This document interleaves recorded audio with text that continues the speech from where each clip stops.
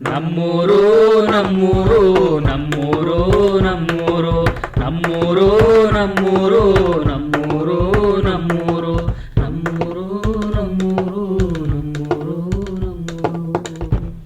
ಗ್ರಾಮಗಳ ಸಮಸ್ಯೆಗಳನ್ನು ಗುರುತಿಸಿ ಆ ಸಮಸ್ಯೆಗಳನ್ನು ಸುಧಾರಿಸುವುದರ ಜೊತೆಗೆ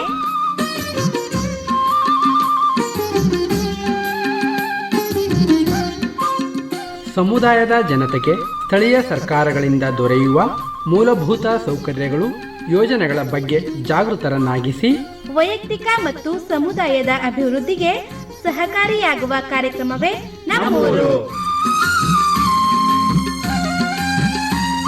ತಪ್ಪದೆ ಕೇಳಿ ನಿಮ್ಮ ನೆಚ್ಚಿನ ಜನಧ್ವನಿ ಸಮುದಾಯ ಬಾನುಲಿಯಲ್ಲಿ.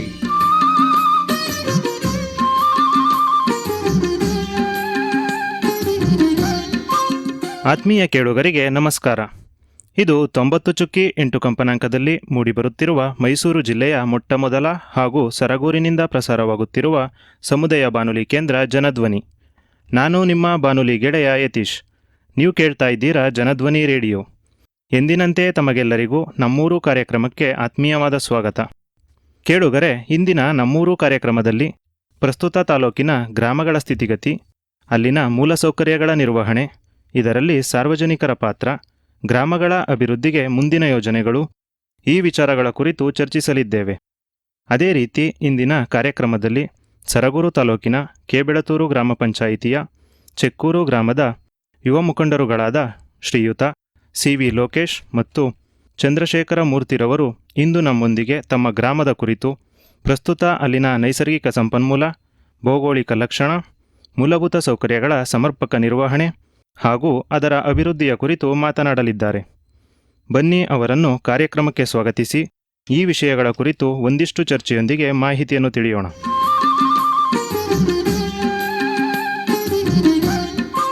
ಸರ್, ಮೊದಲನೇದಾಗಿ ನಮ್ಮೂರು ಕಾರ್ಯಕ್ರಮಕ್ಕೆ ತಮಗೆ ಆತ್ಮೀಯವಾದ ಸ್ವಾಗತ sir. Thank you sir. Sir, ತಮ್ಮ ಬಗ್ಗೆ ಒಂದು ಕಿರು ಪರಿಚಯವನ್ನು ನಮಗೆ ತಿಳಿಸ್ಕೊಡೋದಾದರೆ. ಆಯ್ತು ಸರ್. ನಮ್ಮದು ಚೆಕ್ಕೂರು ಗ್ರಾಮ. ನಮ್ಮ ತಂದೆ ಲೇಟ್ ಸಿ.ವಿ. ವೆಂಕಟಶೆಟ್ಟರ ಮಗ ಸಿ.ವಿ. ಲೋಕೇಶ್ ಆದ ನಾನು. ನಮ್ಮ ಗ್ರಾಮದಲ್ಲಿ ನಾವು ಒಬ್ಬ ವ್ಯವಸಾಯಗಾರರಾಗಿ ಕಾರ್ಯನಿರ್ವಹಿಸ್ತಾ ಇದ್ದೀವಿ. ಹಾಗೂ ನಾನು PUC ಮಾಡಿಕೊಂಡು ಪ್ರಗತಿಪರ ರೈತರಾಗಿ ಕೆಲಸ ನಿರ್ವಹಿಸ್ತಾ ಇದ್ದೀನಿ. ಸರ್, ತಾವು? ನಾವು ಚೆಕ್ಕೂರು ಗ್ರಾಮದಿಂದ ಬಂದಿದ್ದೀವಿ. ನನ್ನ ಹೆಸರು ಚಂದ್ರಶೇಖರ್ ಮೂರ್ತಿ ಅಂತ. ನಮ್ಮ ತಂದೆ ಹೆಸರು ಪಟೇಲ್ ಸುಬ್ಬೇಗೌಡರು ಅಂತ. ನಾನು ವ್ಯಾಸಂಗವನ್ನು ಡಿಗ್ರಿ ಮಾಡಿದ್ದೀನಿ ಮತ್ತು ಡಿಪ್ಲೊಮಾ ಮಾಡಿ ಖಾಸಗಿ ಕಂಪ್ನಿಯಲ್ಲಿ ಸ್ವಲ್ಪ ದಿನ ಕೆಲಸ ಇದ್ದು ನಾನು ಸ್ವಉದ್ಯೋಗ ಅವಲಂಬನೆ ಮಾಡಬೇಕು ಅಂತ ಒಂದು ಜನರಲ್ ಸ್ಟೋರ್ನ ಇಟ್ಕೊಂಡಿದ್ದೀನಿ.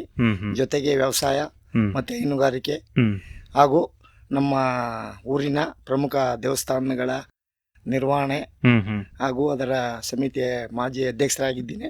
ಸರ್, ತಮ್ಮ ಗ್ರಾಮದ ಒಂದು ಇತಿಹಾಸದ ಬಗ್ಗೆ ಮತ್ತು ಗ್ರಾಮದಲ್ಲಿ ವಾಸಿಸ್ತಿರುವ ಜನಸಂಖ್ಯೆ ಆಗಿರ್ಬೋದು, ತಮ್ಮ ಗ್ರಾಮದ ಇತಿಹಾಸ ಆಗಿರ್ಬೋದು, ಅದ್ರ ಬಗ್ಗೆ ತಿಳಿಸೋದಾದರೆ. ನಮ್ಮ ಗ್ರಾಮದ ಇತಿಹಾಸ ಅಂದರೆ, ನಮ್ಮ ಗ್ರಾಮ ಚೆಕ್ಕೂರು ಗ್ರಾಮ ಹಿಂದೆ ಒಂದು ಚಿಕ್ಕ ಗ್ರಾಮವಾಗಿ ನೆಲೆಗೊಳಿಸ್ತಂತೆ ಹಿಂದಿನವರು ಹೇಳ್ತಿದ್ದದು.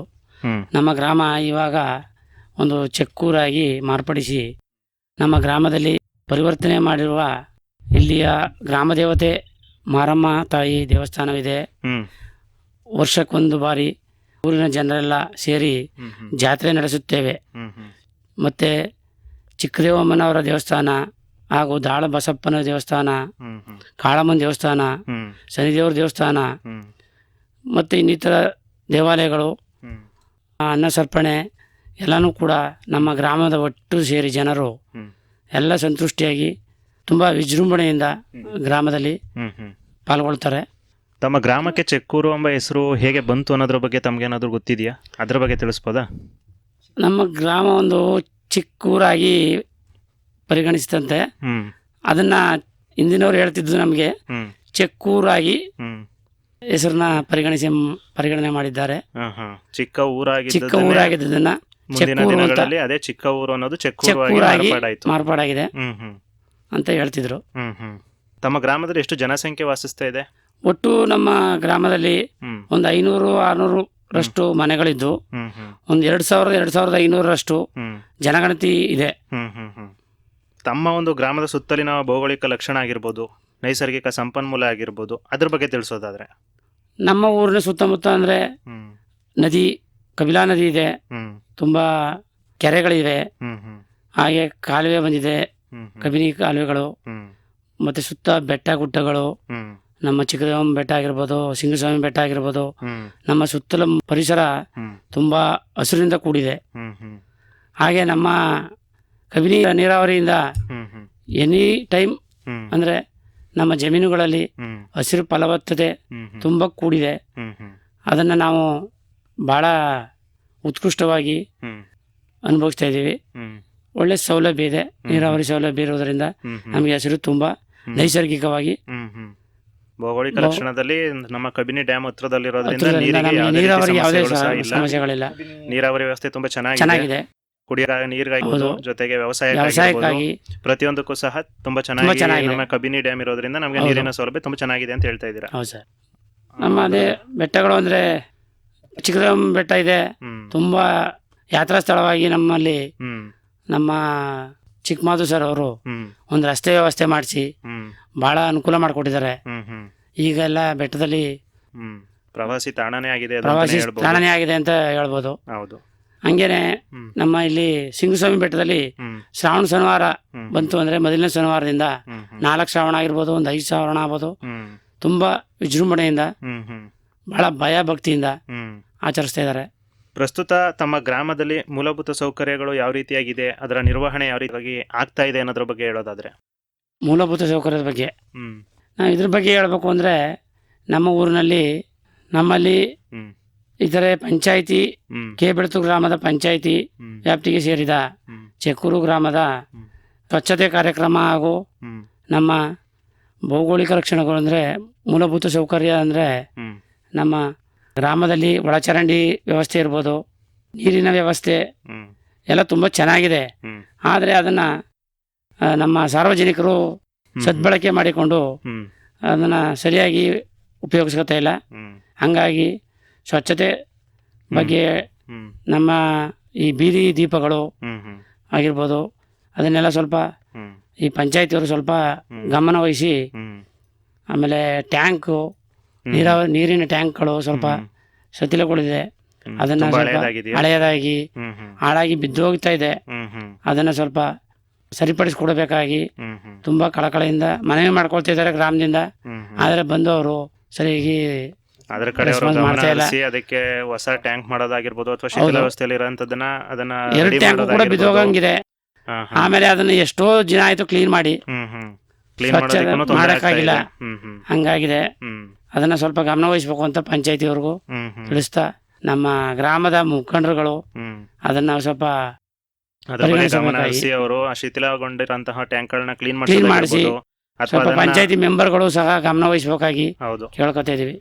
ಅಥವಾ ಅದ್ರ ಬದಲು ಒಂದು ಹೊಸ ಟ್ಯಾಂಕ್ ಅನ್ನೇ ನಿರ್ಮಾಣ ಮಾಡೋದ್ರ ಬಗ್ಗೆ ಆಗಿರ್ಬೋದು, ಹೌದು. ಅದ್ರ ಬಗ್ಗೆ ಅವರು ಗಮನ ಹರಿಸಿದ್ರೆ ಖಂಡಿತ ಅದು ನಿಜ. ಉಪಯೋಗಕ್ಕೂ ಬರುತ್ತೆ. ಹೌದು.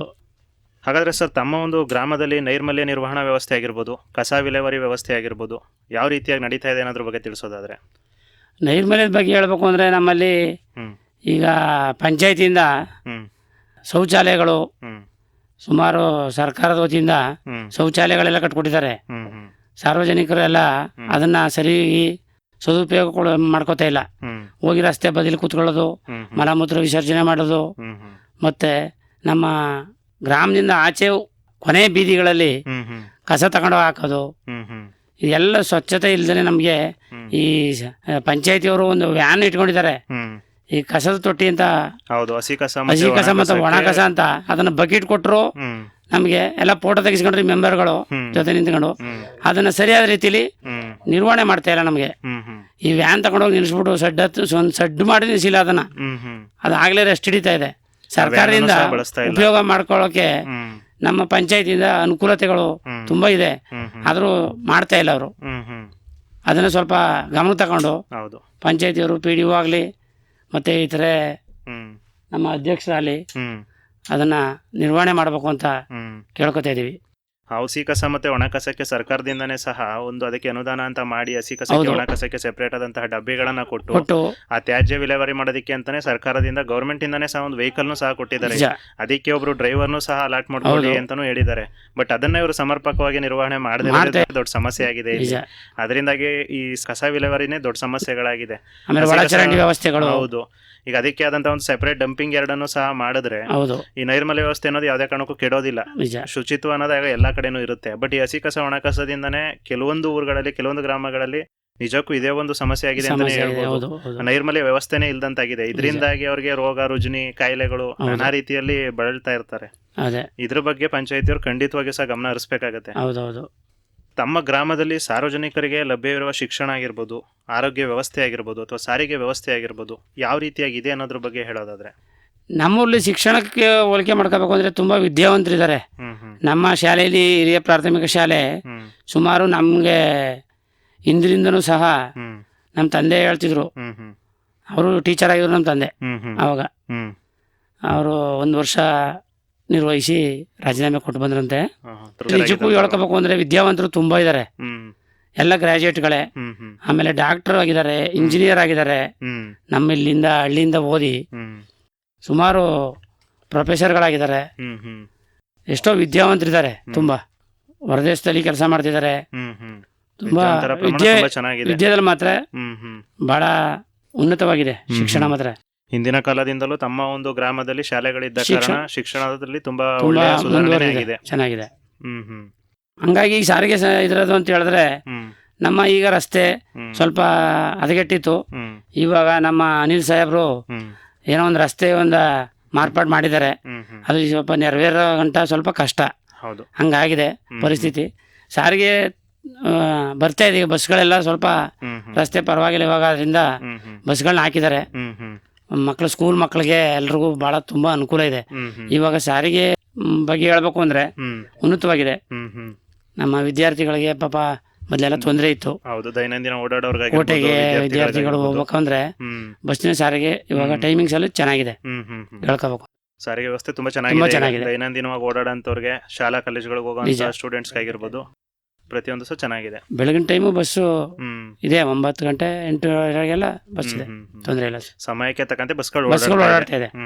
ಈಗ ಲಂಕೆ ರಿಟರ್ನ್ ಹಾಕಿದ್ರೆ 1-2 ಬಾರಿ ಬರುತ್ತೆ, ಹೋಗ್ತಾ ಇದೆ. ದೈನಂದಿನ ಓಡಾಡುವಿಕೆಗಾಗಿರ್ಬೋದು ಅಥವಾ ಊರಿಂದ ಇದಕ್ಕೆ ಕಾಲೇಜುಗಳಿಗೆ ಅಥವಾ ಶಾಲೆಗಳಿಗೆ ಹೋಗೋ ಮಕ್ಕಳಿಗಾಗಿರ್ಬೋದು ಇದರಿಂದ ಅನುಕೂಲ ಆಗ್ತಾ ಇದೆ. ಇನ್ನು ಆರೋಗ್ಯ ವ್ಯವಸ್ಥೆ ಬಗ್ಗೆ ಹೇಳೋದಾದ್ರೆ, ಆರೋಗ್ಯ ವ್ಯವಸ್ಥೆ ಹೇಳೋದಾದ್ರೆ ನಮ್ಮ ಗ್ರಾಮದಲ್ಲಿ ಒಂದು PHC ಅಂತ ಮಾಡಿ ಸಬ್ ಸೆಂಟರ್ ಮಾಡಿ ನೇಮಕ ಮಾಡಿದ್ರು ಒಬ್ರು ಸಿಸ್ಟರ್ನ. ಅವರು ಕೇಬೆಳ್ತೂರು ನಮ್ಮ ಆಸ್ಪತ್ರೆ ಇದೆ ನಮ್ಗೆ ಹತ್ರದಲ್ಲೇ. ಅಲ್ಲಿ ಸ್ವಲ್ಪ ಪರವಾಗಿಲ್ಲ, ಡಾಕ್ಟ್ರು ಎಲ್ಲರೂ ಎಕ್ಸ್ಪೆಕ್ಟ್ ಮಾಡಿ ರಾಜು ಸರ್ ಅಂತಿದ್ರು. ಅವ್ರು ಇವಾಗ ಹೋಗಿದ್ದಾರೆ, ಬೇರೆ ಕಡೆ ಎಲ್ಲ ಟ್ರಾನ್ಸ್ಫರ್ ಆಗಿದೆ. ಅವ್ರ ಬದಲಿಗೆ ಯಾರೋ ಬಂದಿರ್ಬೋದು. ಈಗ ನಮ್ಗೆ ಅಷ್ಟು ಗಮನ ಹರಿಸಿಲ್ಲ. ಈಗ PHC ಇದರಲ್ಲಿ ನಮ್ಮ ಒಬ್ರು ಲೇಡಿ ಇದ್ರು ಸಿಸ್ಟರ್ ಆಗಿ, ಅವ್ರೇನೋ ರಿಸೈನ್ ಮಾಡಿದಾರಂತೆ. ಈಗ ಹೊಸದಾಗಿ ಯಾರನ್ನೂ ನೇಮಕ ಮಾಡಿಲ್ಲ. ಹಂಗಾಗಿ ಸ್ವಲ್ಪ ತೊಂದರೆ ಆಗಿದೆ. ಈಗ ಅದನ್ನ ನಮ್ಮ MLA ಸಾಹೇಬರಾದ ಚಿಕ್ಕಮದು ಅವರು ಅದನ್ನ ಸ್ವಲ್ಪ ಗ್ರಾಮದ ಬಗ್ಗೆ ಸ್ವಲ್ಪ ತಿಳಿಸಿ ಅದನ್ನ ಹಾಸ್ಪಿಟ್ಲಿಗೆ ಒಂದು ಅಸಿಸ್ಟೆಂಟ್ ಸಿಸ್ಟರ್ ಆಗಿ ಒಬ್ಬರನ್ನ ನೇಮಕ ಮಾಡ್ಕೊಡ್ಬೇಕಾಗಿ ಕೇಳ್ಕೊತಾ ಇದೀವಿ. ಖಂಡಿತ ನಿಮ್ಮ ಗ್ರಾಮದ ಅಕ್ಕಪಕ್ಕದಲ್ಲೇ PHC ಇರೋದ್ರಿಂದ ತುರ್ತು ಸಂದರ್ಭಗಳಲ್ಲಿ ಏನಾದ್ರೂ ಎಮರ್ಜೆನ್ಸಿ ಅಂತ ಸಂದರ್ಭಗಳಲ್ಲಿ ತಕ್ಷಣದಲ್ಲೇ ತೋರಿಸ್ಕೊಳ್ಳೋದಕ್ಕೆ PHCಗಳಿದ್ರೆ ತುಂಬಾ ಅನುಕೂಲನೂ ಆಗುತ್ತೆ. ಹಾಗಾದ್ರೆ ಸರ್, ತಮ್ಮ ಒಂದು ಗ್ರಾಮದಲ್ಲಿ ಸಾಕ್ಷರತೆಯ ಪ್ರಮಾಣ ಯಾವ ರೀತಿಯಾಗಿದೆ, ವಿದ್ಯಾವಂತರ ಪ್ರಮಾಣ ಯಾವ ರೀತಿಯಾಗಿದೆ ಅನ್ನೋದ್ರ ಬಗ್ಗೆ ಹೇಳೋದಾದ್ರೆ? ನಮ್ಮೂರಲ್ಲಿ ಸಾಕ್ಷರತೆ ಅಂದರೆ ಹಿಂದಿನಿಂದಲೂ ಸಹ ನಮ್ಮ ಒಂದು 70% ವಿದ್ಯಾವಂತರು, ಬುದ್ಧಿವಂತರು, ತುಂಬ ಹಿಂದೆ ಒಳ್ಳೆ ಶಿಕ್ಷಣ ಪಡೆದಿದ್ದಾರೆ. ತುಂಬ ಜನ ಅಧಿಕಾರಿಗಳಾಗಿ, ಎಲ್ಲ ವಿದ್ಯಾವಂತರು ಡಾಕ್ಟರ್ಗಳಾಗಿ, ಇಂಜಿನಿಯರ್ಗಳಾಗಿ. ನಿಜಕ್ಕೂ ಹೇಳ್ಕೋಬೇಕು ಅಂದ್ರೆ ನಮ್ಮ ಅಣ್ಣನೇ ಒಬ್ಬರು ಡೆಲ್ಲಿಲಿದ್ದಾರೆ ಇಂಜಿನಿಯರ್ ಆಗಿ. ಹಂಗೆ ಒಬ್ಬರು ಅಶ್ವಥ್ ಅಂತ, ಅವರು ಇಂಜಿನಿಯರ್ ಆಗಿ ದುಬೈಲಿದ್ದಾರೆ. ನಮ್ಮ ಡಾಕ್ಟರ್ ರಘುನಾಥ್ ಅಂತ ನಮ್ಮೂರಿಂದನೇ, ಅವರು ತೀರ್ಕೊಬಿಟ್ರು ಪಾಪ ಕೊರೋನಾ ಟೈಮಲ್ಲಿ. ಕೋಟೆಲಿದ್ರು ಅವರು, ತುಂಬ ಕಷ್ಟಪಟ್ಟು ಪಾಪ ಡಾಕ್ಟ್ರಾಗಿ. ನಮ್ಮ ಗ್ರಾಮದವ್ರೆ. ಅವ್ರ ತಾಯಿ ಪಾಪ ಕಷ್ಟಪಟ್ಟು ವಿದ್ಯಾಭ್ಯಾಸ ಮಾಡಿಸ್ರು ಮನೆಯವರು. ಹಂಗಾಗಿ ಒಳ್ಳೆ ಉನ್ನತ ಹುದ್ದೆಲಿದ್ರು. ಅವರು ಸಹ ಪಾಪ ತೀರ್ಕೊಬಿಟ್ಟು ಇದಾಯಿತು ಸ್ವಲ್ಪ ಕೊರೋನಾ ಟೈಮಲ್ಲಿ. ಹ್ಮ್ ಹ್ಮ್ ಹಂಗಾಗಿ ಎಲ್ಲ ವಿದ್ಯಾವಂತರೇ ಆಲ್ಮೋಸ್ಟು. ಹ್ಮ್ ನಮ್ಮ ಗ್ರಾಮದಲ್ಲಿ ಏನು ವಿದ್ಯೆ ಬಗ್ಗೆ ಹ್ಮ್ ನಮ್ಗೆ ಹೇಳ್ಕೋಬೇಕು ಅಂದರೆ ಸಾಕ್ಷರತೆ ಚೆನ್ನಾಗಿದೆ. ಹ್ಮ್ ಹ್ಮ್ ತಮ್ಮ ಗ್ರಾಮದಲ್ಲಿ ಸಾಕ್ಷರತೆ ಪ್ರಮಾಣ ತುಂಬಾ ಚೆನ್ನಾಗಿದೆ. ಚೆನ್ನಾಗಿದೆ. ವಿದ್ಯಾವಂತರ ವಿದ್ಯಾವಂತರ ಸಂಖ್ಯೆ ಚೆನ್ನಾಗಿದೆ. ಎಲ್ಲರೂ ವಿದ್ಯಾವಂತರಾಗಿ ಜೊತೆಗೆ ತುಂಬಾ ಉನ್ನತವಾದಂತಹ ಹುದ್ದೆಗಳಲ್ಲೂ ಶಿಕ್ಷಣ ಸಹ ಇದ್ದಾರೆ. ಕಾರ್ಯನಿರ್ವಹಿಸ್ತಾ ಇದ್ದಾರೆ. ಇದ್ದಾರೆ. ಸರ್, ಹಾಗಾದ್ರೆ ತಮ್ಮ ಒಂದು ಗ್ರಾಮದಲ್ಲಿ JJM ಯಾವ ಹಂತದಲ್ಲಿದೆ? ಜನರಿಗೆ ಶುದ್ಧ ಕುಡಿಯುವ ನೀರು ಸಿಗ್ತಾ ಇದೆಯಾ? ಅದ್ರ ಬಗ್ಗೆ ತಿಳಿಸೋದಾದ್ರೆ. ನಮ್ಮ ಗ್ರಾಮದಲ್ಲಿ JJMದು ಹ್ಮ್ ತುಂಬ ಅಚ್ಚುಕಟ್ಟಾಗಿ ಆಗಿದೆ.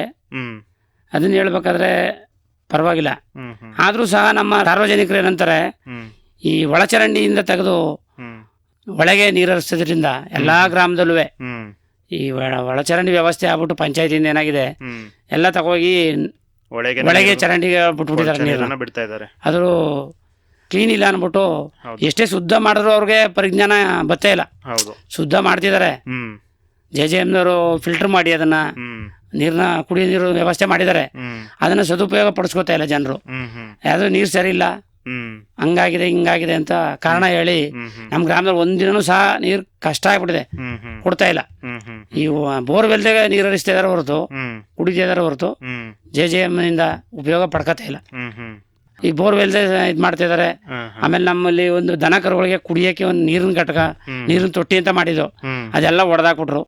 ಸುಮ್ಮನೆ ಆ ಮಾಡ್ಬಿಟ್ಟು ಈಗ ಒಂದು ಗ್ರಾಮದಲ್ಲಿ ಹ್ಮ್ ಒಂದು ನೀರಿನ ಸೌಲಭ್ಯ ಇದ್ರೂ ಕೂಡ ಹ್ಮ್ ಒಂದು ತೊಟ್ಟಿಗಳನ್ನ ನಿರ್ಮಾಣ ಮಾಡಿ ಹ್ಮ್ ಅದನ್ನ ಒಂದು ಪಂಚಾಯತಿಂದಾದರೂ ಮಾಡಿಸಿ, ಹ್ಮ್ ಹ್ಮ್ ಮೊದಲೆಲ್ಲ ಮಾಡಿದ್ರು ಹೊಡೆದಾಕ್ಬಿಟ್ಟು ಈಗ ಹ್ಮ್ ಮತ್ತೆ ಅಗಲೀಕರಣ ಮಾಡೋ ಉದ್ದೇಶದಿಂದ ಹ್ಮ್ ದನಗಳಿಗೆ ಕುಡಿಯೋ ನೀರಿನ ತೊಟ್ಟಿ ಇತ್ತಲ್ಲ ಅದನ್ನೆಲ್ಲ ಹೊಡೆದಾಕಿದ್ದಾರೆ. ಮತ್ತೆ ಇವಾಗ ಮಧ್ಯ ಸೆಂಟ್ರು ಮತ್ತೆ ಬಾರ್ಡರ್ ಊರಿನಿಂದ ಹೊರಗಡೆ ಹ್ಮ್ ಒಂದೆರಡು ಕಡೆ ನೀರಿನ ತೊಟ್ಟಿ ಎಲ್ಲ ಹ್ಮ್ ಈ ಟೈಮಲ್ಲೆಲ್ಲ ಸಬ್ಸಿಡೆಂಟ್ ನೀರು ಸಿಗುತ್ತೆ. ಹ್ಮ್ ಬೇಸಿಗೆ ಟೈಮ್ಗೆ ದನಕರುಗಳಿಗೆ ಹ್ಮ್ ಕಾಲುವೆಲೆಲ್ಲ ನೀರು ಕಡಿಮೆ ಆದಾಗ ಹೌದು ಒಳಗೆ ಹೋಗ್ಬೇಕಾದ್ರೆ ತುಂಬಾ ಶ್ರಮ ಆಗುತ್ತೆ. ಹೌದೌದು. ಅದರಿಂದ ತೊಟ್ಟಿ ಮಾಡೋದು ಬಹಳ ಅನುಕೂಲ ಇರುತ್ತೆ. ಪಂಚಾಯತಿಯವರು ಈ ಬಗ್ಗೆ ಹ್ಮ್ ಗಮನ ಹರಿಸ್ಬೇಕಾಗತ್ತೆ.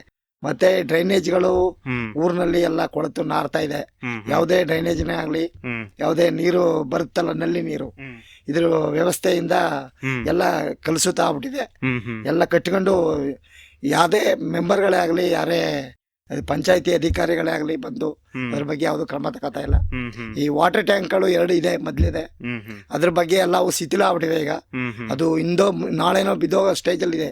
ಹಲವಾರು ಬಾರಿ ನಾವು ಪಂಚಾಯತಿಗೆ ಮನವಿ ಮಾಡಿದ್ದೀವಿ. ಹ್ಮ್ ಅದರಲ್ಲೂ ನಮ್ಮ ದೇವಸ್ಥಾನ ಚಂದ್ರಪ್ರಭಾ ಬಸ್ತಿ ಹತ್ರ ಇರೋದು, ಹ್ಮ್ ಮತ್ತೆ ಊರೊಳಗಡೆ ರಾಮಂದ್ರ ಹತ್ರ ಇರೋದು ಹ್ಮ್ ತುಂಬಾ ಜೀರ್ಣ ಆಗ್ಬಿಟ್ಟಿದೆ. ಹ್ಮ್ ಹ್ಮ್ ಇಂದೋ ನಾಳೆ ಬಿದ್ದೋಗ್ಬೋದು, ಆ ಥರ ಇದೆ. ಅದು- ಹಲವಾರು ಬಾರಿ ನಾವು ಮನವಿ ಮಾಡಿದ್ರು ಕೂಡ ಹ್ಮ್ ಅದ್ರ ಬಗ್ಗೆ ಪಂಚಾಯತಿಯವರು ಸ್ಪಂದಿಸ್ತಾ ಇಲ್ಲ. ಹ್ಮ್ ಹ್ಮ್ ಅದಕ್ಕೆ ಈ ಬಗ್ಗೆ ನಮಗೆ ಅದಕ್ಕೆ ಶ್ರಮ ವಹಿಸಿ ಒಂದು ಸ್ವಲ್ಪ ಹ್ಮ್ ಅದನ್ನ ಬೇರೆ ಕಡೆ ಇಲ್ಲ ಅಂದ್ರೆ ಹ್ಮ್ ಅದನ್ನ ನೀಟಾಗಿ ಕಿತ್ತು ಮತ್ತೆ ಹ್ಮ್. ಪುನರ್ ನಿರ್ಮಾಣ ಮಾಡ್ಕೊಡ್ಬೇಕಾಗಿ ಅಂತ ನಾವು ಕೇಳ್ತಾ ಇದ್ವಿ. ಖಂಡಿತ ಅದು ಶಿಥಿಲ ವ್ಯವಸ್ಥೆಯಲ್ಲಿ ಇರೋದ್ರಿಂದ ಅದು ಬಿದ್ರೂ ಸಹ ಹಾನಿ ಆಗೋ ಮನೆಯಲ್ಲಿರೋಂಥ ಸಂಭವ. ಮನೆಗಳಿಗೆ ಹಾನಿ ಅಕ್ಕಪಕ್ಕ ಆಗಿರ್ಬೋದು. ಮನೆಯವರು ಹಲವಾರು ಬಾರಿ ಮನವಿ ಮಾಡಿದ್ದಾರೆ, ಹೌದು. ಆದ್ರೂ ಅವರು ಸ್ಪಂದಿಸ್ತಾ ಇಲ್ಲ. ಹ್ಮ್ ಪಂಚಾಯತಿ ಮೆಂಬರ್ಗಳೇ ಆಗಲಿ, ಹ್ಮ್ ಅಧ್ಯಕ್ಷರೇ ಆಗಲಿ, ಹ್ಮ್ PDO ಸಾಹೇಬ್ರೇ ಆಗಲಿ, ಹ್ಮ್ ಹಲವಾರು ಬಾರಿ ಅವರು ಹ್ಮ್. ಸುಮಾರು 1-2 ವರ್ಷದಿಂದ ಮನವಿ ಮಾಡ್ತಾನೆ ಇದೀವಿ. ನಾವು ಹ್ಮ್ ಹ್ಮ್ ಎಲ್ಲ ಕೇಳ್ಕೊತಾ ಇದ್ರು ಅದ್ರ ಬಗ್ಗೆ ಅವರು ಗಮನ ಹರಿಸ್ತಾ ಇಲ್ಲ. ಹಾಗಾದ್ರೆ ಸರ್, ನರೇಗಾ ಚಟುವಟಿಕೆಗಳು ತಮ್ಮ ಗ್ರಾಮದಲ್ಲಿ ಯಾವ ರೀತಿ ಅಭಿವೃದ್ಧಿ ಕಾರ್ಯಗಳನ್ನ ಮಾಡ್ತಾ ಇದಾವೆ ಅನ್ನೋದ್ರ ಬಗ್ಗೆ ಹೇಳೋದಾದ್ರೆ. ನಮ್ಮಲ್ಲಿ ನರೇಗಾದಿಂದ ಹಿಂದೆ ಎಲ್ಲ ಹ್ಮ್ ಕೆರೆ ಕಟ್ಟೆಗಳಿಗೆ ಹ್ಮ್ ಇದು ಹೂಳೆತ್ತುವ ಕಾರ್ಯಕ್ರಮ ಅಂತ ಮಾಡ್ತಿದ್ರು. ಹೌದು. ಈ ಜನಗಳಿಗೆ ಕೂಲಿ ಕೊಡೋದು, ಹ್ಮ್ ಜಾಬ್ ಕಾರ್ಡ್ ಅಂತ ಮಾಡಿ ಪಾಪ ಹ್ಮ್ ತುಂಬಾ ಜನಗಳಿಗೆ ಕೆಲಸ ಕೊಡ್ತಿದ್ರು, ಹೌದು. ಅದರಿಂದ ಅವ್ರಿಗೆ ಉದ್ಯೋಗ ಸಿಗ್ತಾ ಉದ್ಯೋಗ ಇತ್ತು. ಸಿಕ್ತಿತ್ತು ಹ್ಮ್ ಮಹಿಳೆಯರಿಗೆ. ಹ್ಮ್ ಮತ್ತೆ ನಮ್ಮಲ್ಲಿ ಇವಾಗ ಯಾರು ಬುಟ್ಟೆ ಬಿಟ್ಟಿದ್ದಾರೆ. ಹ್ಮ್ ಹ್ಮ್ ಒಂದು ನರೇಗಾ ಇದರಿಂದ ಹ್ಮ್ ಒಂದು ಕೆರೆ ಕಟ್ಟೆಗಳಿಗೆ ಹ್ಮ್ ಒಂದು ಕಲ್ಲು ಹಾಕ್ಸಿ ಹ್ಮ್ ಕಟ್ಟೆ ಕಟ್ಟಿ ಹೌದು. ನೀಟಾಗಿ ಹ್ಮ್. ಈ ಬದು ಎಲ್ಲ ಎತ್ಸಿ ಹೌದು. ಕಾರ್ಯಗಳಿಗೆ ನಡೀತಾ ಇಲ್ಲ. ನಡೀತಾ ಇಲ್ಲ, ಅದು ಕುಂಠಿತ ಆಗ್ಬಿಟ್ಟಿದೆ. ಹ್ಮ್ ಅದನ್ನ ಸ್ವಲ್ಪ ಪಂಚಾಯತಿಯವರು ಹ್ಮ್ ಸ್ವಲ್ಪ ಗಮನ ವಹಿಸಿ ಹ್ಮ್ ನಡೆಸ್ಕೊಡ್ಬೇಕು ಅಂತ ಕೇಳ್ಕೊತಾ ಇದೀವಿ. ಹ್ಮ್ ಹ್ಮ್ ತುಂಬಾ ಕೆರೆಗಳಿದೆ ನಮ್ಮಲ್ಲಿ, ದನ ಕರುಗಳಿಗೆ ತುಂಬಾ ಅನುಕೂಲ.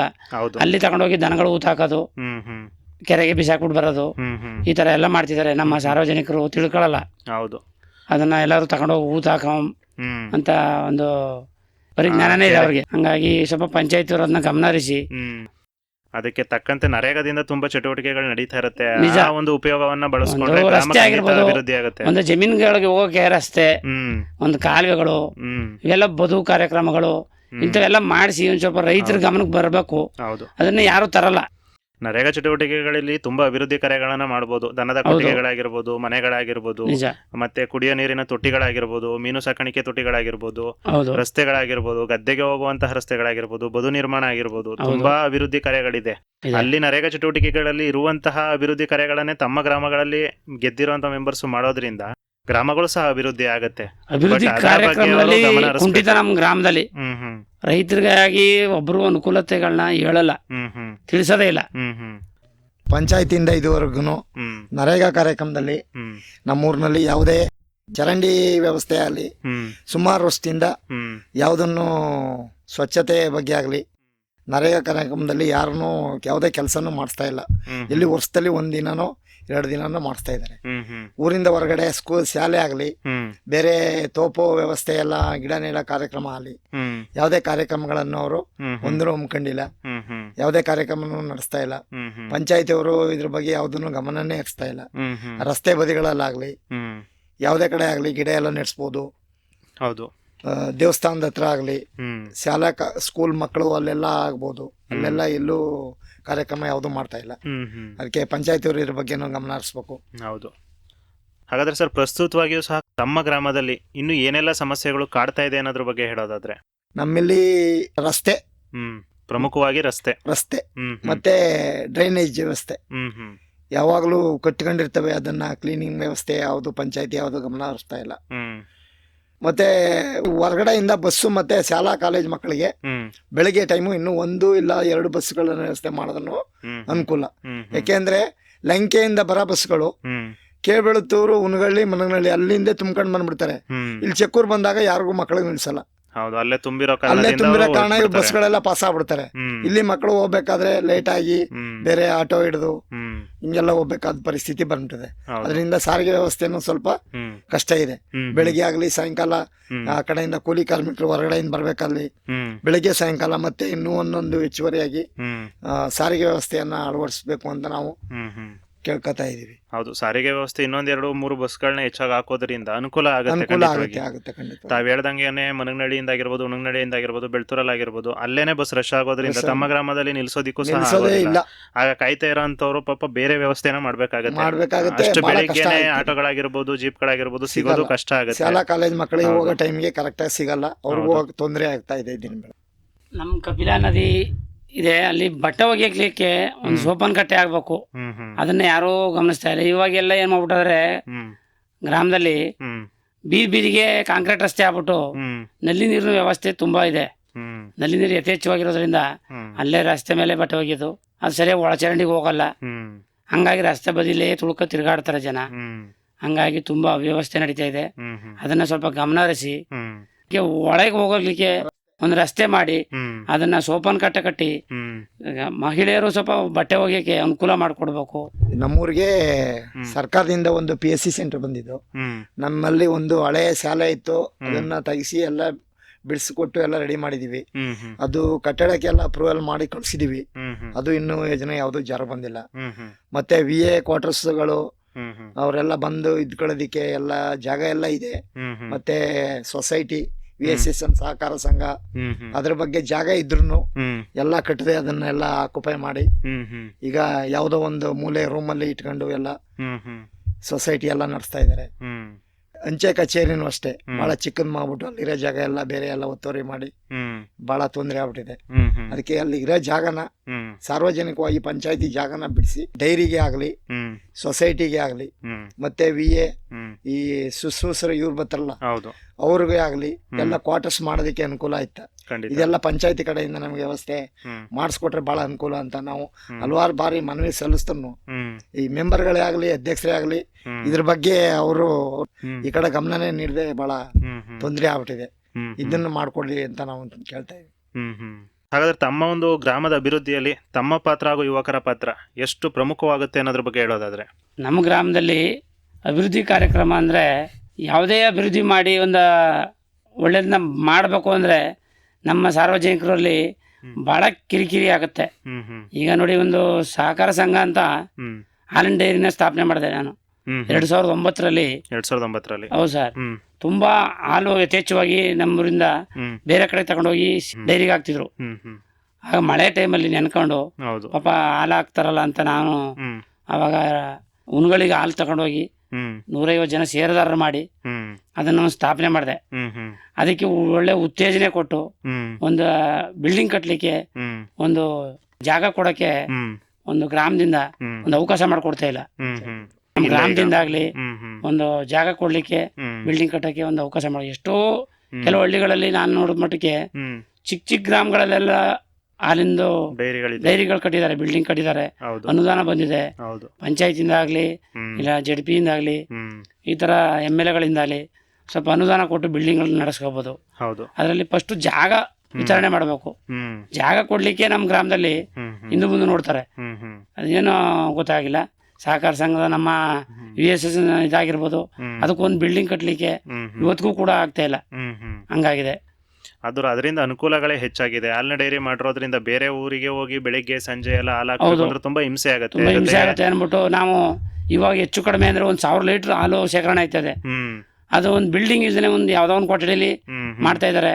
ಹ್ಮ್ ಹ್ಮ್ ನಾನು ಒಂದು 10 ವರ್ಷ ಮಾಡಿದ್ದೆ ಹ್ಮ್ ಸಹಕಾರ ಸಂಘದಲ್ಲಿ ಸೆಕ್ರೆಟರಿ ಆಗಿ, ಹ್ಮ್ ಹಾಲಿನ ಡೈರಿಲಿ ಹ್ಮ್ ಸೆಕ್ರೆಟರಿ ಆಗಿ ನಿರ್ವಹಿಸಿದ್ದೇನೆ. ಹ್ಮ್ ಗ್ರಾಮದಲ್ಲಿ ಒಂದು ಉತ್ತೇಜನ ಕೊಡ್ತಾ ಇಲ್ಲ. ಹ್ಮ್ ಹ್ಮ್ ಸಹಕಾರ ಸಂಘ ನಡೆಸಬೇಕು ಅಂದ್ರೆ ಸಹ ಹ್ಮ್ ತುಂಬ ಬೇಜಾರಾಗುತ್ತೆ. ಹ್ಮ್ ಹ್ಮ್ ಏನೋ ಒಂದು ಬಿಸ್ನೆಸ್ ಅಂತ ತಿಳ್ಕೊಬಿಟ್ಟಿದ್ದಾರೆ ಅವರು. ಹ್ಮ್ ಹ್ಮ್ ನಮ್ಮಿಂದ 4 ಜನಕ್ಕೆ ಅನುಕೂಲ ಆಯ್ತದೆ ಅಂತ ನಾವು ಉತ್ತೇಜನ ಮಾಡ್ದೋ, ಹೌದು. ಅದನ್ನೇನೋ ಅವರು ತಿಳ್ಕೊಂಡು ಏನೋ ಅವನು ಜೀವನ ಮಾಡ್ಕೊಂಡವನೇ ಅನ್ನೋ ರೀತಿಲಿ ಹ್ಮ್ ಹ್ಮ್ ನಮಗೆ ಭಾಳ ಮಾತಾಡಿದ್ರು. ಗ್ರಾಮದಲ್ಲಿ. ಅದರಿಂದ ಬೇಜಾರಾಗ್ಬಿಟ್ಟು ನಾನು ಹ್ಮ್ ಹ್ಮ್ ಅದನ್ನು ರಿಸೈನ್ ಮಾಡಿದೆ. ಹ್ಮ್ ಹ್ಮ್ ಹ್ಮ್ ಇವಾಗಲಾದರೂ ಒಂದು ಅಭಿವೃದ್ಧಿ ಮಾಡಿ ಒಂದು ಕಟ್ಟಡ ಕಟ್ಟಲಿಕ್ಕೆ ಹ್ಮ್ ಒಂದು ಅವಕಾಶ ಮಾಡಿಕೊಡಿ. ಹ್ಮ್ VSS ಎಂದು ಹಾಲಿನ ಡೈರಿ ಎರಡೂ ಒಂದು ಒಟ್ಟುಗೂಡಿ ಹ್ಮ್ ಎಲ್ಲರೂ ಒಂದು ಸ್ಥಳಾಂತರ ಮಾಡಿ ಹ್ಮ್ ಒಂದು ಕಟ್ಟಡ ಕಟ್ಟಿಸಿ ಹ್ಮ್ ನಮ್ಮ ಗ್ರಾಮದಲ್ಲಿ ತುಂಬ ಸಹಕಾರ ಮುಂದುವರಿಲಿ ಅಂತ ಜನಗಳಿಗೆ ತಿಳಿಸ್ತಾ ಇದೀವಿ. ನಮ್ಮ ಯುವ ಪ್ರತಿನಿಧಿಗಳಾಗಲಿ ಹ್ಮ್ ಮುಂದೆ ಬಂದು ಹ್ಮ್ ಒಂದು ಒಳ್ಳೇದನ್ನ ಮಾಡಬೇಕು ಅಂತ ಹ್ಮ್ ಹ್ಮ್ ನಮ್ಮ ಅಭಿವೃದ್ಧಿ ಕಾರ್ಯಕ್ರಮ ಅಂದರೆ ಹ್ಮ್ ಭಾಳ ಉನ್ನತವಾಗಿ ಮಾಡಿಕೊಡ್ಬೇಕು. ಸಹಕಾರ ಸಂಘದ ಬಗ್ಗೆ ತಿಳಿಸ್ತಾ ಇದ್ದೀನಿ. ಎಷ್ಟೋ ಜನ ರೈತರು ನಮ್ಮಲ್ಲಿ ನೋಡಿ ಹ್ಮ್ ಈಗ ಭೂಮಿಲಿ ಬೆಳೆದು 1 ಲಕ್ಷ ಗಟ್ಟಲೆ ಸಿಗಲ್ಲ. ಹೌದು. ಹಾಲಿನ ಇದರಲ್ಲಿ ಹೌದು. 5 ಲಕ್ಷ ರೂಪಾಯಿನವರೆಗೂ ಆದಾಯ ಪಡಿತಿದ್ದಾರೆ. ವರ್ಷಕ್ಕೆ 5 ಲಕ್ಷ ರೂಪಾಯಿ ತಗೋತಿದ್ದಾರೆ. ನಮ್ಮಲ್ಲಿ ಒಂದು ಹುಡುಗ ಈಗ ಹ್ಮ್ ಬಹುಮಾನ ಎಲ್ಲ ತಗೊಂಡ್ರು, ಹ್ಮ್ 5 ಲಕ್ಷ ರೂಪಾಯಿ ಆದಾಯ ತಗೊಂಡಿದ್ರು ವರ್ಷಕ್ಕೆ ಅಂದ್ರೆ ಲೆಕ್ಕ ಕಳಿಯಲಿಗೆ. ಹೌದು. ಹೈನುಗಾರಿಕೆಯಿಂದ ಎಷ್ಟು ಅನುಕೂಲ ಇದೆ ಅಂತ ಅರ್ಥ ಮಾಡ್ಕೋಬೇಕು. ಹೌದು. ನಮ್ಮ ತುಂಬಾ ರೈತರುಗಳು ಅವಾಗ ನೆನ್ಕೋತಿದ್ರು. ಹ್ಮ್ ಒಂದು 600 ಮಿಲಿ ML, ಹ್ಮ್ ಒಂದು 700 ML ಹಾಲು ಹಾಕ್ತಿದ್ರು. ಒಬ್ರು ಪುಟ್ಟಮ್ಮ ಅಂತ, ಹ್ಮ್ ಅವ್ರ ಪಾಪ ನೀ ಹಾಲನ್ ಡೈರಿ ಮಾಡೋದು ಹ್ಮ್ ನಮ್ಗೆ ಭಾಳ ಜೀವನಕ್ಕೆ ಭಾಳ ಅನುಕೂಲ ಆಯ್ತು ಕಣಪ್ಪ, ಹ್ಮ್ ನಮ್ಮ ಮನೆ ವ್ಯವಹಾರ ಕಳೀತದೆ ಹೌದು. ಅಂತ ಪಾಪ ನೆನ್ಕೋತಿದ್ರು. ಹೌದು. 1000 ಲೀಟ್ರ್ ಹಾಕೋರ್ನ ನಾವು ನೆನ್ಕೊಳ್ಳಲ್ಲ. ಅತಿ ಕಡಿಮೆ ಹಾಲಿನಿಂದ ಹ್ಮ್ ಒಳ್ಳೆ ಗುಣಮಟ್ಟದ ಹಾಲು ಹಾಕಿ ಹ್ಮ್ ಅವರು ಉತ್ತೇಜನೆ ಪಡಿತಾರಲ್ಲ, ಹ್ಮ್ ಅಂಥವ್ರನ್ನ ನಾವು ನೆನ್ಕೋಬೇಕು ನಿಜಕ್ಕೂ. ಹೌದು. ಖಂಡಿತವಾಗಿ ಸಹ ಒಂದು ಹಸುವನ್ನ ಇಟ್ಕೊಂಡು ಹೌದು. ಅದನ್ನ ಸಾಕಿ ಸಲುವಿ ಹಾಲನ್ನ ತಂದಾಕಿ ಅದರಲ್ಲಿ ಡೈರಿಗೆ ಬಂದಂತಹ ಒಂದು ಉತ್ತೇಜನೆ ದುಡ್ಡಿನಿಂದ ಮಾಡ್ತಾರಲ್ಲ, ಅದು ಜೀವನ ಭಾಳ ನಡೆಸ್ತಾ ಇರ್ತಾರೆ. ನಿಜ. ಅದರ ಒಂದು ಸಂಸಾರ ನಿರ್ವಹಣೆಗೆ ಈಗ ಹೇಳ್ಬೇಕು ಅಂದ್ರೆ ಖಂಡಿತವಾಗಿ ಸಹ ಒಂದು ಹಸು ಸಾಕಿದ್ರೆ ಸಾಕು ಅಂತಾನೆ ಜನ ಬದುಕ್ತಾ ನಿಜ. ಇದ್ದಾರೆ. ಹೌದು. ವ್ಯವಸಾಯ ಅಂದ್ರೆ ಈಗ ಎಲ್ಲ ಕಷ್ಟ ಆಗ್ಬಿಟ್ಟಿದೆ. ಹೌದು. ಅದು ಬಂಡವಾಳ ಹಾಕಿದ್ರು ನಮ್ಗೆ ಕೈ ಸಿಕ್ಕತ್ತೋ ಸಿಗಲ್ವೋ ಅಂತ. ಹೌದು. ಇದು ಹಂಗಿಲ್ಲ. ಹ್ಮ್. ವಾರದ ಪೇಮೆಂಟು ಹ್ಮ್ ಖಂಡಿತ ದುಡ್ಡು ಬಂದೇ ಬರ್ತವೆ ನಮ್ಮ ಅಕೌಂಟ್ಗೆ. ಬರುತ್ತೆ ಖಂಡಿತ. ಒಂದು ಹಸು ಹಾಕಿದ್ರೆ ಹ್ಮ್ ಅದು ದಿನಕ್ಕೆ ಒಂದಷ್ಟು ಹಾಲು ಕೊಟ್ರೆ ಹ್ಮ್ ಒಂದು 200-300 ರೂಪಾಯಿ ಹೌದು ಸಿಕ್ಕಿದ್ರು ಖಂಡಿತ. ಎಷ್ಟೋ ಜೀವನ ಕಳೀತದೆ ಕಣಪ್ಪ ಅಂತ ನೆನ್ಕೋತಾರೆ ಕೆಲವರು. ಹೌದು. ಜೀವನಾಧಾರಕ್ಕೆ ಅದು ಒಂದು ಈಗ ಉತ್ತಮವಾದ ಮಾರ್ಗ ಅಂತಾನೆ ಹೇಳ್ಬೋದು. ಹೌದು, ನಿಜ. ಸೊಸೈಟಿ ಬಗ್ಗೆ ಆಗಲಿ ಹ್ಮ್ ನಾವು ಇದುವರೆಗೂ ಅದು ಸುಮಾರು ಹ್ಮ್ 1948ನೇ ಇಸ್ವಿಲಿ ಸ್ಥಾಪನೆ ಆಗಿದ್ದು. ಹ್ಮ್ ಅವಾಗಿಂದು ನಮ್ಮ ಊರಿನ VSS ಅನ್ನು ಹ್ಮ್ ಭಾಳ ಉನ್ನತ ಮಟ್ಟಕ್ಕೆ ಹೋಗಿ ಹ್ಮ್ ಭಾಳ ನಮ್ಮ ತಾಲೂಕಲ್ಲೇ ಫಸ್ಟ್ ಆಗಿ ನಡೀತಾ ಇತ್ತು. ಹ್ಮ್ ಹ್ಮ್ ಅದು ಇತ್ತೀಚೆಗೆ ಹಲವಾರು ಕಾರಣದಿಂದ ಹ್ಮ್ ಮುಚ್ಚೋಗಿ ಮತ್ತೆ ಇವಾಗ ಒಂದು 15 ವರ್ಷದಿಂದ ರಿಓಪನ್ ಮಾಡಿ ಹ್ಮ್ ಹ್ಮ್ ಇವಾಗ ಹ್ಮ್ ಹಳೆ ಬಿಲ್ಡಿಂಗ್ ಅಲ್ಲಿ ಇದ್ದು ಅದು ಬಿದ್ದೋಯ್ತು. ಹ್ಮ್ ಮತ್ತೆ ಇಲ್ಲಿ ಒಂದು ಮೈರಾಡದವ್ರದ್ದು ಒಂದು ಕೊಠಡಿ ಇಲ್ಲಿ ಹ್ಮ್ ಇದೀವಿ. ಅದರ ಸ್ವಂತ ಜಾಗ ಎಲ್ಲ ಇದೆ. ಹ್ಮ್ ಆಲ್ರೆಡಿ ಆ ಜಾಗ ಇದ್ರು ಹ್ಮ್ ಬೇರೆಯವರೆಲ್ಲ ಕಟ್ಕೊಬಿಟ್ಟಿದ್ದಾರೆ. ಹ್ಮ್ ಹ್ಮ್ ಅದನ್ನ ನಾವು ರಿಕ್ವೆಸ್ಟ್ ಅಲ್ಲೆಲ್ಲ ಕೇಳಿ ಹ್ಮ್ ಅದು ಸಬ್ ರಿಜಿಸ್ಟ್ರೇಷನ್ ಎಲ್ಲ ಆಗಿದೆ. ಹ್ಮ್ ಹ್ಮ್ ಅದನ್ನು ಅವರು ತೆರವುಗೊಳಿಸಿ ನಮಗೆ ಅನುಕೂಲ ಮಾಡಿಕೊಡ್ಬೇಕು. ಹ್ಮ್ ಹ್ಮ್ ಮತ್ತೆ ಈಗ ನಮ್ಮ ಸಹಕಾರಿ ಇದರಲ್ಲಿ ಹ್ಮ್ ಸುಮಾರು 4 ಕೋಟಿ ರೂಪಾಯಿಗಳ ಸಾಲವನ್ನ ನಮ್ಮ ಎಲ್ಲಾ ರೈತರಿಗೂ ಕೊಟ್ಟಿದ್ದೀವಿ. ಹ್ಮ್ ಹ್ಮ್ ಮತ್ತೆ ಇವಾಗ ಎಲ್ಲ ಅದು ನವೀಕರಣ ನಡೀತಾ ಇದೆ. ಹ್ಮ್ ಹ್ಮ್ ಅದರಿಂದ ಎಲ್ರಿಗೂ ಬಹಳ ಇದರಿಂದ ಅನುಕೂಲ ಆಗುತ್ತೆ. ಅನುಕೂಲ ಸಿಕ್ಕಾಪಟ್ಟೆ ಆಗ್ತಾ ಬಡ್ಡಿ ಇದೆ. ರಹಿತ ಸಾಲಗಳು ಬಡ್ಡಿ ರಹಿತ ಸಂಘದಿಂದ ಸಿಗ್ತಾ ಇದೆ. ಇದೆ. ಹ್ಮ್ ಹ್ಮ್ ಅದು ಇದ್ರ ಬಗ್ಗೆ ಇನ್ನೂ ಉನ್ನತವಾಗಿ ಹೋಗ್ಬೇಕು ಅಂದ್ರೆ ಹ್ಮ್. ಎಲ್ಲರ ಸಹಕಾರನೂ ಅಗತ್ಯ. ಮತ್ತೆ ಇವಾಗ ಎಲ್ಲ ಇನ್ನೂ ಸಹಕಾರ ಮಾಡಬೇಕು ಅಂತಂದ್ರೆ ಹ್ಮ್ ನಮಗೆ ಅವರು ಫಸ್ಟ್ ಈಗ ಜಾಗವನ್ನ ತೆರವುಗೊಳಿಸ್ಕೊಟ್ಬಿಟ್ರೆ ಹ್ಮ್. ಆಲ್ರೆಡಿ ಅವರು ಫಂಡಿಂಗ್ ಅನ್ನು ಕೊಟ್ಟಿದ್ರು 3 ಲಕ್ಷನ ಅಷ್ಟು. ಒಂದು ಫೆನ್ಸಿಂಗ್ ಮಾಡಿ ಇವಾಗ ನೆಕ್ಸ್ಟ್ ನಾವು ಬಿಲ್ಡಿಂಗ್ ಫಂಡ್ ಕೊಡ್ತಿದ್ದೀವಿ ನೀವು ಮಾಡಿಸಿ ಅಂತ. ಅದಕ್ಕೆ ಅವರೆಲ್ಲ ಕಟ್ಟಿರೋರೆಲ್ಲ ಬಿಡದೆ ಜಾಗನ ಆಕ್ಯುಪೈ ಮಾಡ್ಕೊಂಡು ಈ ಹೋಟೆಲ್ ನಡೆಸಬೇಕಾದ ಪರಿಸ್ಥಿತಿ ಬಂದ್ಬಿಟ್ಟದ. ಸೊಸೈಟಿಲಿ ಇವಾಗಲೂ ಉನ್ನತ ಮಟ್ಟದಲ್ಲಿ ನಡೀತಾ ಇದೆ, ಏನೂ ತೊಂದರೆ ಇಲ್ಲ. ಇನ್ನೂ ಉನ್ನತ ಮಟ್ಟಕ್ಕೆ ಹೋಗ್ಬೇಕು ಅಂತ ನಮ್ಮ ಅಭಿಲಾಷೆ.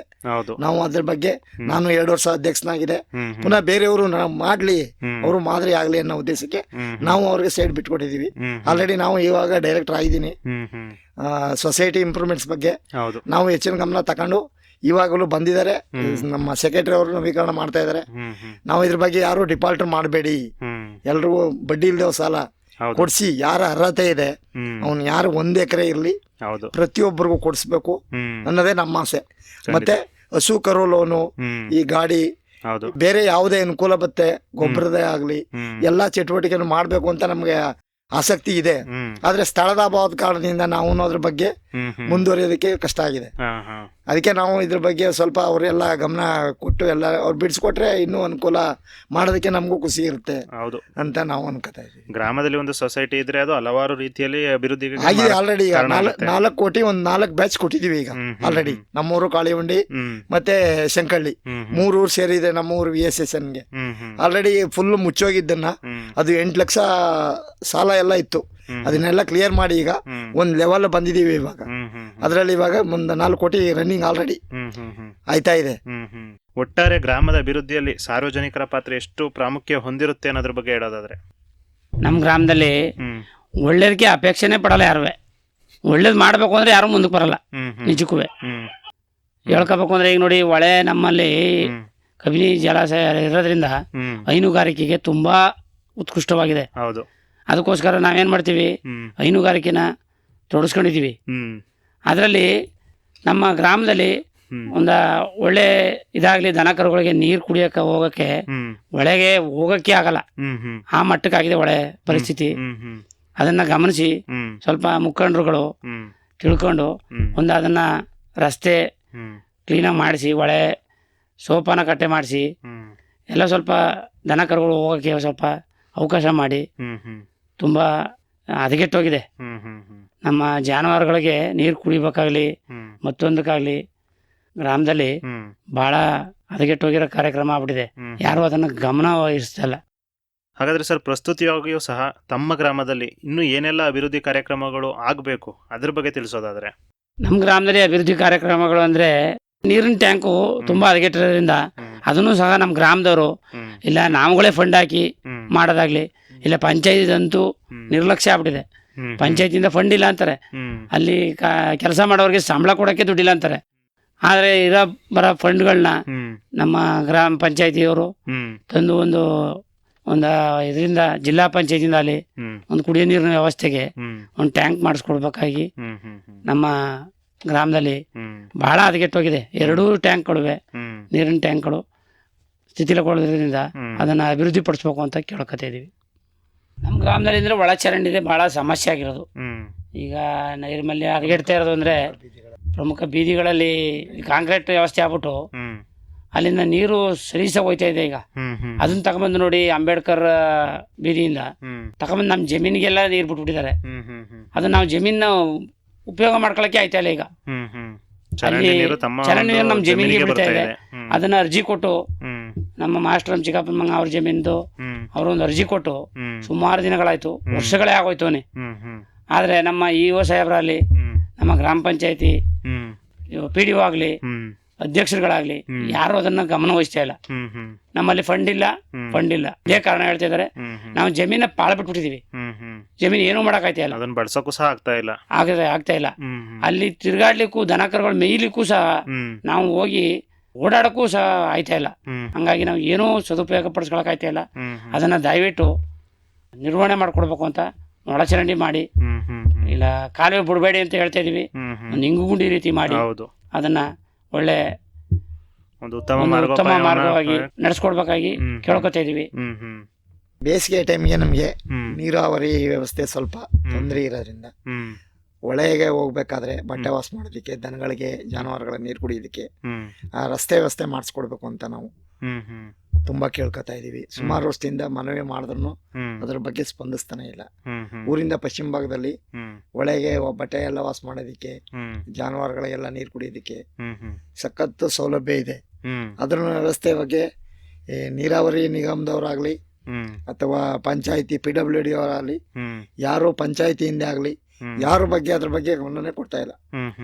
ಅದಕ್ಕೆ ಇದ್ರ ಬಗ್ಗೆ ಗಮನ ವಹಿಸಿ ಒಂದು ರಸ್ತೆ ವ್ಯವಸ್ಥೆ ಮಾಡಿಕೊಡ್ಬೇಕು ಅಂತ ನಾವು ಕೇಳ್ತಾ ಇದ್ದೀವಿ. ಸರ್, ಕೊನೆಯದಾಗಿ ನಮ್ಮ ಜನಧ್ವನಿ ಕೇಳುಗರಿಗೆ ಅಥವಾ ತಾಲೂಕಿನ ಜನತೆಗೆ ಒಂದು ಕಿವಿ ಮಾತನ್ನ ಹೇಳೋದಾದ್ರೆ ಏನನ್ನ ಹೇಳಲು ಬಯಸ್ತೀರಾ? ಜನಧ್ವನಿ ಕಾರ್ಯಕ್ರಮ ಅಂದರೆ 12 ವರ್ಷಗಳಿಂದ ನಮ್ಮ ಜನರಿಗೆ ಈ ರೇಡಿಯೋಗಳಲ್ಲಿ ನಮ್ಮ ವಿವೇಕಾನಂದ ಮೂಮೆಂಟ್ನವರು ಪ್ರಸಾರ ಮಾಡ್ತಿದ್ದಾರೆ. ನಮ್ಮ ಗ್ರಾಮದ ಬಗ್ಗೆ ಆಗಲಿ, ಇತರೆ ನಮ್ಮ ಅಭಿವೃದ್ಧಿ ಕಾರ್ಯಕ್ರಮಗಳ ಬಗ್ಗೆ ತಿಳುವಳಿಕೆ ಮೂಡಿಸಿ ತುಂಬ ಉನ್ನತವಾಗಿ ಧ್ವನಿ ಮೂಡಿಸ್ತಾ ಇದ್ದಾರೆ.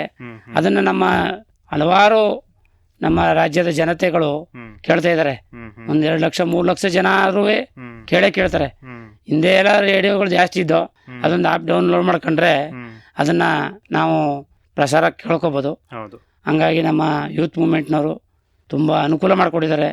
ಅದನ್ನು ನಾವು ಅರ್ಥ ಮಾಡ್ಕೋಬೇಕು, ಕೇಳ್ಕೊಂಡು ನಾವು ಉನ್ನತವಾಗಿ ಅದನ್ನು ಸದುಪಯೋಗ ಪಡಿಸ್ಕೊಳ್ಬೇಕು ಅಂತ ಇನ್ನೂ ಕೇಳ್ತಾ, ಇನ್ನೂ ನಡೆಸಲಿ ಅಂತ ಜನಧ್ವನಿ ಕಾರ್ಯಕ್ರಮದ ವಿಚಾರಗಳನ್ನು ತಿಳ್ಕೊಳ್ಳೋಕೆ ನಮ್ಮ ಜನಗಳಿಗೆ ಅರಿವು ಮೂಡಿಸ್ತಾ ಅದನ್ನು ಮುಂದುವರಿಸಲಿ ಅಂತ ನಾವು ನಮ್ಮಿಷ್ಟು ಮಾತಾಡಲು ಅವಕಾಶ ಕೊಟ್ಟಂತ ಜನಧ್ವನಿ ಕಾರ್ಯಕ್ರಮದ ನಮ್ಮ ಯೂತ್ ಮೂವ್ಮೆಂಟ್ನವ್ರಿಗೆ ಧನ್ಯವಾದಗಳನ್ನ ಹೇಳ್ತಾ ನಮಗೆ ಅವಕಾಶ ಕೊಡಲು ಮಾತಾಡಲು ತುಂಬ ಧನ್ಯವಾದಗಳು ಸರ್. ಇಲ್ಲಿಯವರೆಗೂ ಸಹ ತಮ್ಮ ಗ್ರಾಮದ ಇತಿಹಾಸ, ಸ್ಥಿತಿಗತಿ, ಅಲ್ಲಿನ ಮೂಲಸೌಕರ್ಯಗಳ ನಿರ್ವಹಣೆ, ಇದರಲ್ಲಿ ಸಾರ್ವಜನಿಕರು ಮತ್ತು ಯುವಕರ ಪಾತ್ರ, ಗ್ರಾಮಗಳ ಅಭಿವೃದ್ಧಿಗೆ ಮುಂದಿನ ಯೋಜನೆಗಳು, ಈ ವಿಚಾರಗಳ ಕುರಿತು ಮಾಹಿತಿಯನ್ನು ತಿಳಿಸಿಕೊಟ್ಟಿದ್ದಕ್ಕೆ ನಮ್ಮಿಂದ ಹಾಗೂ ಸಮಸ್ತ ಜನಧ್ವನಿ ಕೇಳುಗರಿಂದ ತಮಗೆ ಹೃತ್ಪೂರ್ವಕ ಧನ್ಯವಾದಗಳು ಸರ್.